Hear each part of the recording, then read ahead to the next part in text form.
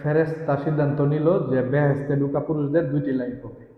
প্রথম লাইনে থাকবে যেসব পুরুষরা দুনিয়াতে স্ত্রী দ্বারা অত্যাচারিত হয়েছে তাদের লাইন, আর দ্বিতীয় লাইনে থাকবে যেসব পুরুষরা দুনিয়াতে স্ত্রীদের দ্বারা অত্যাচারিত হয় না তার লাইন। আর মহিলারা ডাইরেক্ট ঢুকবে। তো প্রথম লাইনে মাইলের পর মাইল মানুষ দাঁড়ায় আছে যারা বউয়ের হাতে অত্যাচারিত হয়ে আসে দুনিয়াতে। আর দ্বিতীয় লাইনে একজন ব্যক্তি দাঁড়ানো ছিল।